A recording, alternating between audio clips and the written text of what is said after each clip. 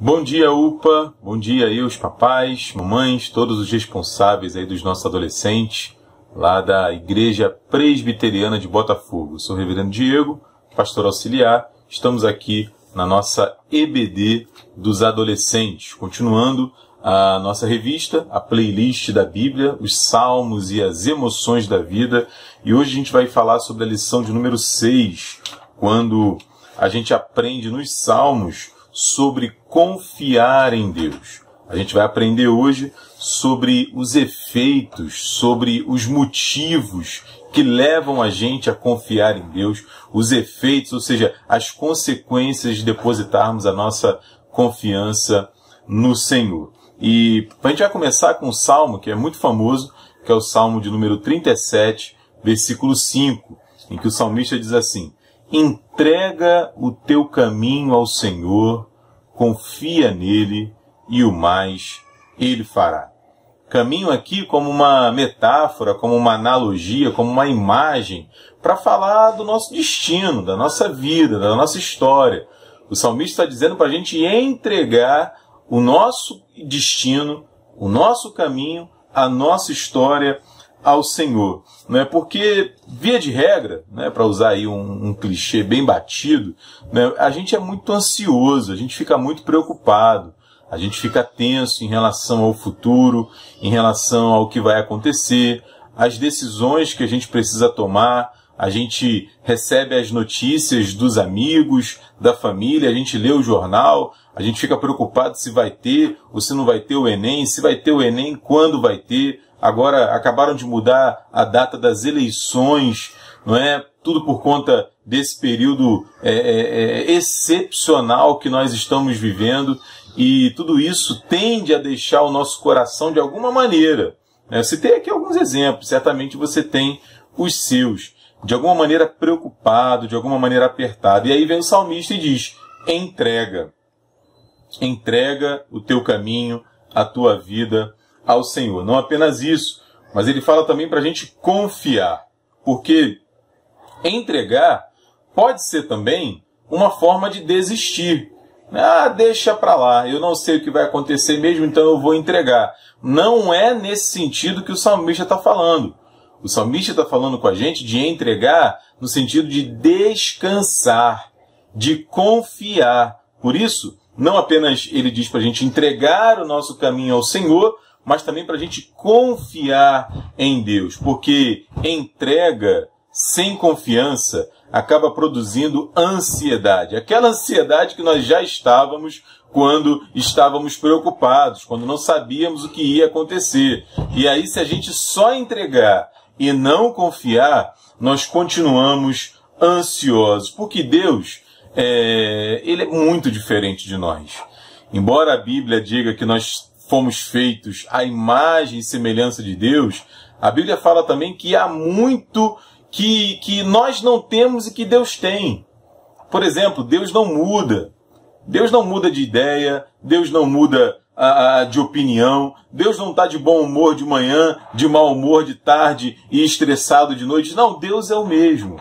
Isso torna ele plenamente confiável. A gente vai falar sobre isso na lição de hoje. E aí, quando a gente entrega, quando a gente confia, a gente fica seguro de que aquilo que a gente precisa, Deus vai fazer. Porque é o que o salmista diz: entrega o teu caminho ao Senhor, confia nele e o mais ele fará. Esse mais é aquilo que nós temos necessidade. É aquilo que eventualmente a gente nem sabe que precisa, mas Deus sabe. Deus conhece, né? Essa é um poder extraordinário que Deus tem. Muitas vezes a gente acha que precisa disso ou daquilo, a gente imagina que quer isso ou aquilo, mas Deus, que nos conhece por inteiro, sabe exatamente daquilo que nós precisamos. Então a gente começa aí com esse comentário breve do Salmo 37, no versículo 5, para ir nos introduzir nesse aprendizado, nessa reflexão sobre a confiança no Senhor. E aí, a gente avançando mais um pouquinho, a gente precisa pensar o seguinte: Ah, Diego, mas eu preciso confiar em Deus quando as coisas estão bem, quando as coisas não estão bem. Como é que é isso? Como é que eu exerço essa confiança? Primeiro, vamos dar um passo atrás. Vamos dar um passo atrás. Porque se a gente parar para pensar sobre esse assunto, a gente vai ver que a nossa vida inteira, né, muito do que a gente faz tem a ver com confiança. Tem a ver com uma fé, né, que não é necessariamente uma fé em Deus, mas é uma crença. O que é isso, Diego? O que você está querendo dizer? Ora, você chama um Uber, né? Você chama um Uber lá pelo aplicativo, aperta, quero sair daqui para lá. Ou então você pega um ônibus, ou então você pega o metrô, pega o trem, enfim, algum tipo de transporte que não seja com o seu pai, com a sua mãe, com o seu amigo, uma pessoa que você confia previamente, uma pessoa que você conheça previamente. Qual é a garantia que você tem de que o motorista do Uber, de que o motorista do ônibus, de que o piloto lá, o maquinista do trem ou do metrô vão levar você ao seu destino? Qual é a confiança? Qual é a segurança? Tá vendo? E isso é um tipo de fé. A gente, quando chama o Uber, a gente tem a plena convicção de que, assim, o motorista vai respeitar todos os protocolos, de que ele vai obedecer o GPS, de que ele vai atender. Isso é um tipo de confiança. Não é? Quando a gente vai fazer uma compra no mercado, a gente dá ali um pedaço de papel, sabe, um pedaço de papel, que é chamado de dinheiro, que a gente convencionou. Ou seja, a gente acordou, a gente combinou. Como sociedade, como cultura, como povo, ó, esse valor aqui vale tanto, esse papel aqui vale tanto. Isso é um tipo de confiança. Não é? Pensando nas meninas, por exemplo, principalmente, porque a gente também corta o cabelo, mas as mulheres, vamos combinar, né, tem todo um carinho especial aí com as suas madeixas, né? Qual é a garantia que a gente tem que o cabeleireiro, que a cabeleireira, quando começar a cortar o nosso cabelo, vai fazer exatamente aquilo que a gente pediu, né? A garantia é a confiança, é a fé. Ah, mas é porque ela foi bem indicada. Ah, mas é porque ela é uma pessoa conhecida. Ok. Ainda assim permanece essa essência da confiança. Então, o que eu estou querendo dizer com isso? Para a gente viver, né, para a nossa caminhada, para os nossos estudos, para o nosso trabalho, é preciso uma boa dose de confiança, uma boa dose de esperança e muito mais na nossa relação com Deus, né? Porque Deus é espírito, como alguém já definiu, né? Deus é espírito pessoal, perfeitamente bom, que em santo amor cria e sustenta tudo. Ora, né, se ele é espírito e nós não somos, se ele é todo poderoso e nós não somos, se ele sabe tudo e nós não sabemos, como então, né, ainda que a gente precise confiar nele, pode ser que você me pergunte nessa hora, Diego, como é que eu faço então para confiar em Deus?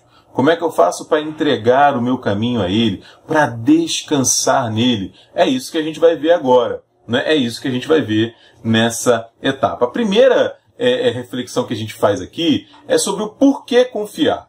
Né? Por que confiar em Deus? Diego, ó, como você falou, Deus é espírito, eu não vejo Deus, eu não pego Deus, né? Eu oro, eu até falo e tal, mas, cara, nunca vi Deus face a face. Por que eu vou confiar nele? Não é uma resposta assim simples, sem ser simplista, ou seja, sem ser superficial, né, para a gente começar a entender isso, é que Deus se revelou digno de confiança.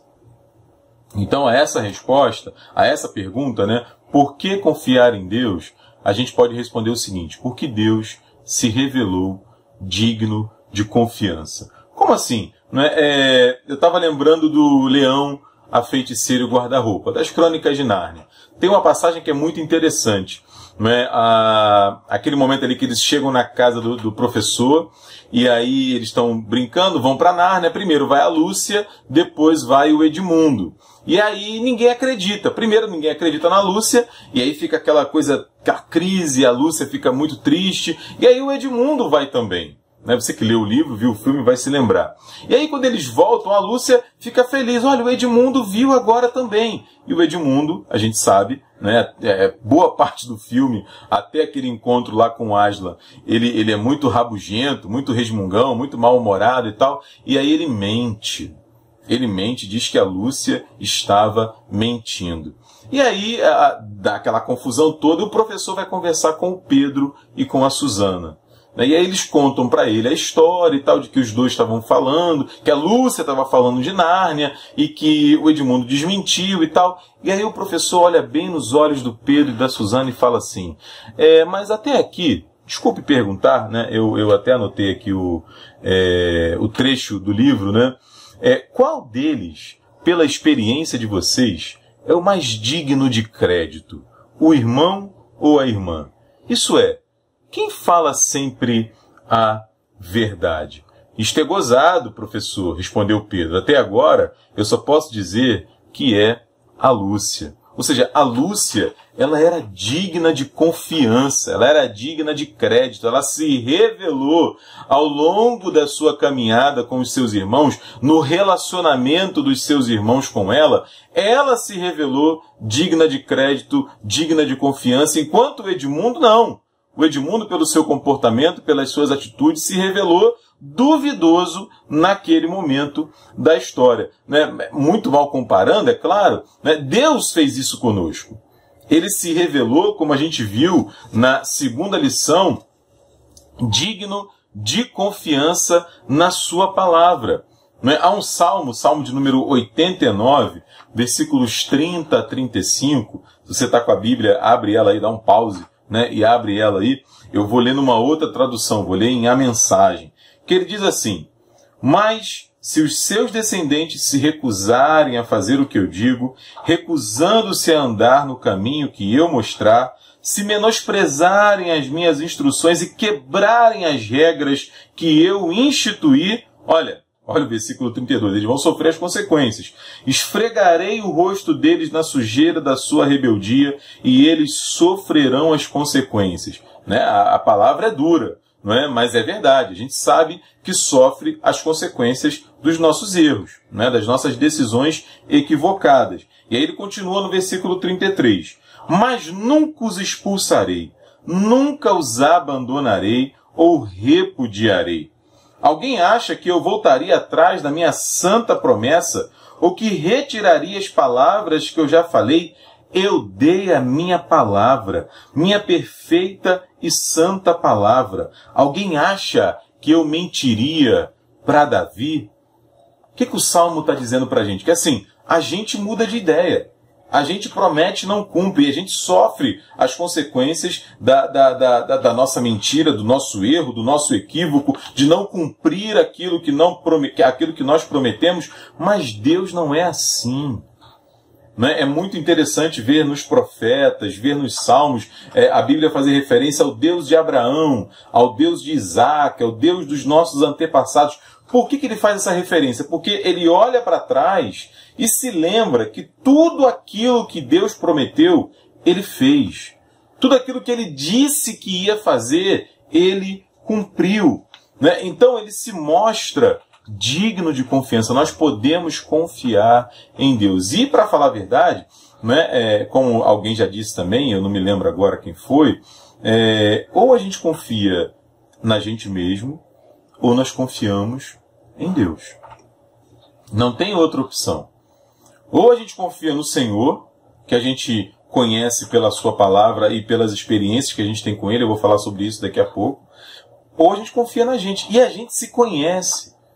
A gente sabe das nossas limitações, a gente sabe das nossas fraquezas, como eu tenho falado até aqui. Então, melhor, como diz o Salmo 118, versículos 8 e 9, melhor é buscar refúgio no Senhor do que confiar no homem. Melhor é buscar refúgio no Senhor do que confiar em príncipes. A ideia aqui, Diego, então eu não posso confiar em ninguém? Não, é claro que a gente pode confiar. Eu acabei de falar sobre confiança nas pessoas e nas situações e que sem confiança é impossível viver. O que eu estou querendo dizer aqui, aliás, o que a Bíblia diz, e eu estou tentando dizer, é que o único que jamais vai falhar conosco é o Senhor. Por isso nós podemos confiar nele. E por conta disso, nós podemos aprender a cada dia a agir com compaixão, a agir com amor, a agir com misericórdia, a agir com perdão, com aqueles que eventualmente erram conosco, que quebram a nossa confiança, porque não custa lembrar, né? Às vezes a gente faz isso com os outros também. E é isso que a gente espera que os outros tenham conosco. Misericórdia, confiança, compaixão, empatia, né? São palavras muito bonitas e que precisam ter a sua realidade vivida na nossa própria vida. Então, em primeiro lugar, por que confiar em Deus? Porque Ele se revelou digno de confiança. Ele prometeu e Ele cumpriu. Ele disse e aconteceu. Ele jamais quebrou a sua palavra. Agora, Diego, muito maneiro isso, legal demais, né? Deus se revelou digno de confiança, show de bola. Mas e aí? Né? E aí? Eu tenho dificuldade de confiar em Deus. Será que Deus vai fazer? Né? Será que, como a gente falou na lição sobre oração, né? Poxa, já orei tanto, já pedi tanto e não tive resposta e tal. Calma, né? Calma. Porque a confiança, ela é construída. Ela é construída. Né? É como uma parede. A gente não começa a parede pelo teto. A gente começa a parede colocando um tijolo em cima do outro. Não é? Então a gente vai adquirindo confiança ao longo da nossa vida. Então pensa, por exemplo, no seu melhor amigo, na sua melhor amiga, na pessoa para quem você abre o coração, né? Que você confia nela. Né? Ora, você não falou com ela e abriu o seu coração para ela na primeira vez que vocês se encontraram, é ou não é verdade? Vocês construíram esse relacionamento. Com Deus não é diferente, né? De certa maneira, até uma pequena anedota, né? A gente aprende a confiar confiando.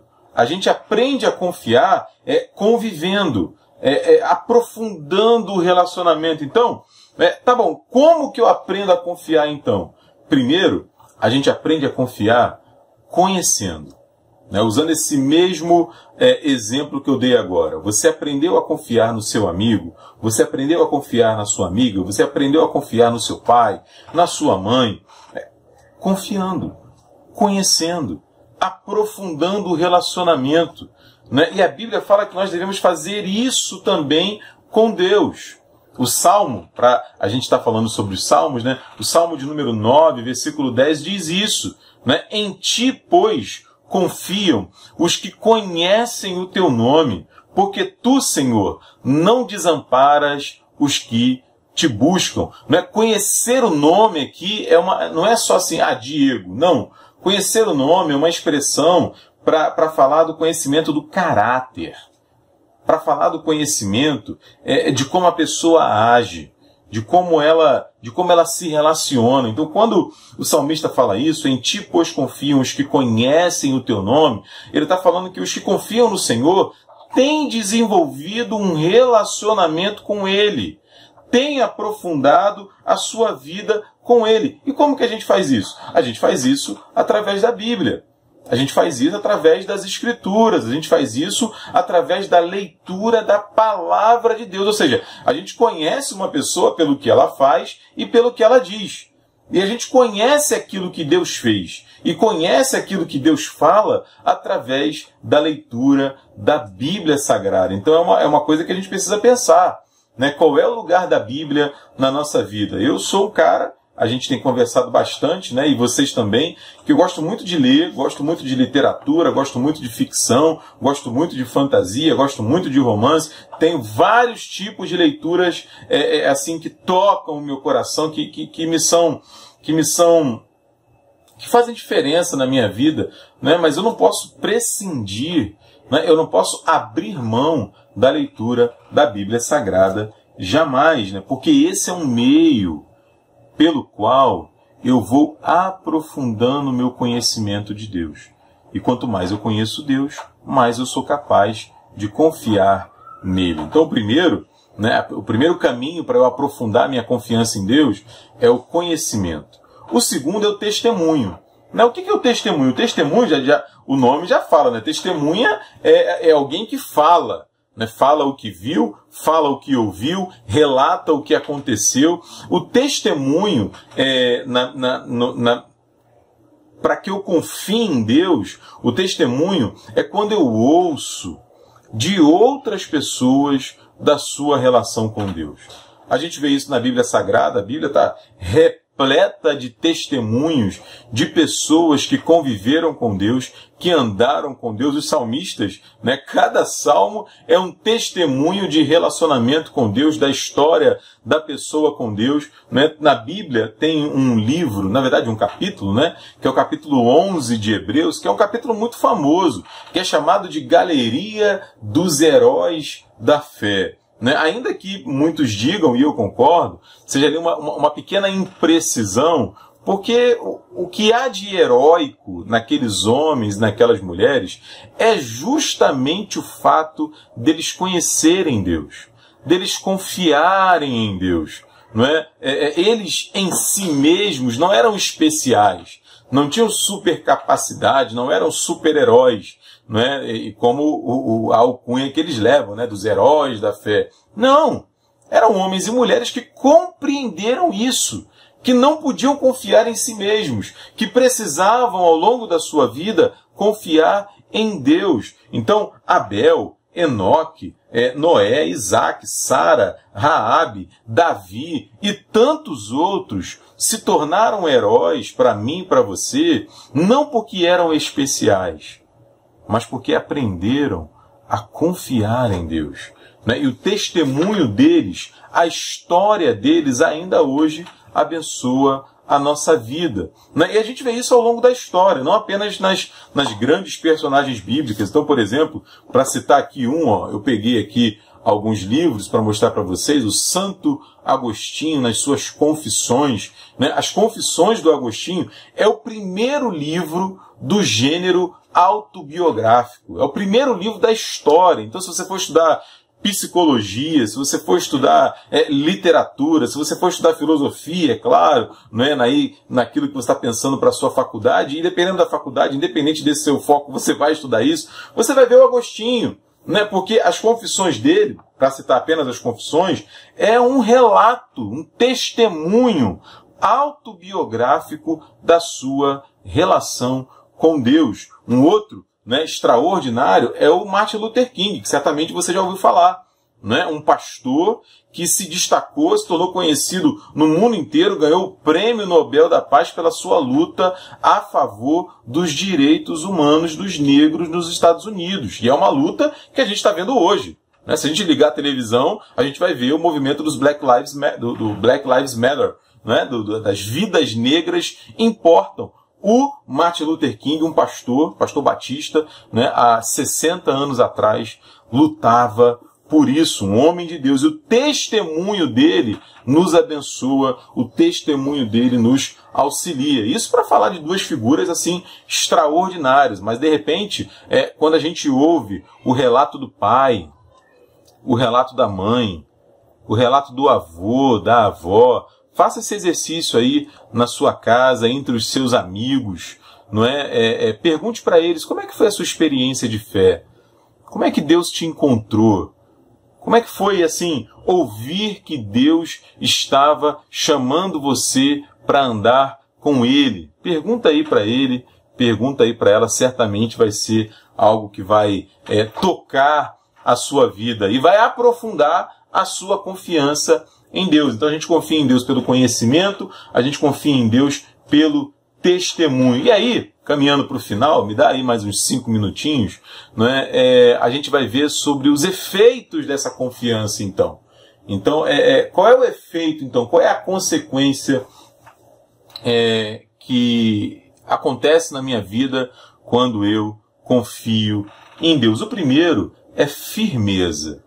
Né? Firmeza. O Salmo 125, versículo 1 diz assim: os que confiam no Senhor são como um monte Sião, que não se abala, firme para sempre. Veja, né, o salmista usa uma imagem para falar de como é aquele que confia no Senhor. Ele é como um monte, como uma montanha, que não se abala. Ou seja, vem a tempestade, vem o vento, vem a chuva, né, vem o tufão, vem seja lá o que for, ele está ali. Ele está ali. Ele não se abala, ele permanece. Isso tem a ver com a nossa vida. Vem a crise, vem a dor, vem a dúvida, vem o medo, vem a decepção, vem a frustração, vem a dificuldade. Os que confiam no Senhor são como o Monte Sião. Não é? Algumas semanas atrás, eu preguei na nossa igreja sobre aquele texto de Mateus, capítulo 7, que fala da diferença entre aquele que constrói a sua vida sobre a rocha e aquele que constrói a sua vida sobre a areia. A rocha como uma metáfora, como uma imagem para Deus. E aí vem a chuva, e aí vem o vento, e derruba a casa que estava construída sobre a areia. Mas a casa que estava construída sobre a rocha permanece. Esse, segundo o texto de Mateus, capítulo 7, é aquele que confia no Senhor. É aquele que aprendeu a andar com Ele. Então esse é um primeiro efeito. À medida que a gente vai aprofundando a nossa relação com Deus, a gente vai se tornando mais firme diante das lutas e das dificuldades, porque elas virão. Né? Elas virão. Não é rogar praga, não é mau agouro, né? Que isso, Diego? Tá falando que a gente vai ter luta? É porque a vida é assim. A vida traz lutas pra gente, traz dificuldades, traz crises. Seria muito bom se não acontecesse isso, mas infelizmente a gente vive isso. O Tagore falou sobre isso na última aula, quando ele falou sobre angústia e sobre sofrimento. Se você não assistiu, vale muito a pena assistir. Não é? Isso em primeiro lugar. A consequência primeira é firmeza. A segunda é a felicidade. É claro, não é? Se eu confio em Deus, se eu não confio na minha capacidade, né, embora eu reconheça, né, embora você reconheça que você é bom em algumas coisas, que você faz bem em algumas coisas, mas não é isso que garante a gente felicidade.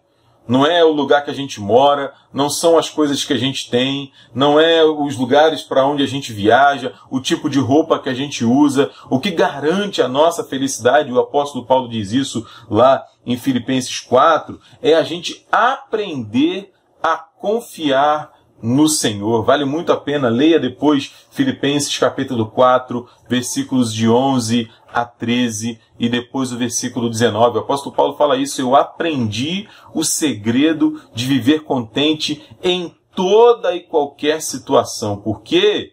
Porque eu tenho aprendido a confiar em Deus, e a confiança produz felicidade. Felicidade, muita atenção nisso, né? Que não tem a ver com circunstâncias, não tem a ver com o que acontece lá fora, tem a ver com a nossa relação com Deus. Tem a ver com a firme convicção de que aquele que entregou o seu Filho na cruz por cada um de nós, ele está do nosso lado. Ele tem uma vontade que é boa, perfeita e agradável. Então, a primeira consequência é firmeza, a segunda consequência é felicidade e a terceira consequência é descanso. Ora, não é? O salmista no Salmo 27, versículos 1 a 3 diz assim: o Senhor é a minha luz, a minha salvação, de quem terei medo? O Senhor é a fortaleza da minha vida, a quem temerei? Quando malfeitores me sobrevêm para me destruir, meus opressores e inimigos, eles é que tropeçam e caem. Ainda que um exército se acampe contra mim, não se atemorizará o meu coração. E se estourar contra mim a guerra, ainda assim terei confiança. Isso, meu irmão, minha irmã, é descansar no Senhor. É aprender a confiar em Deus.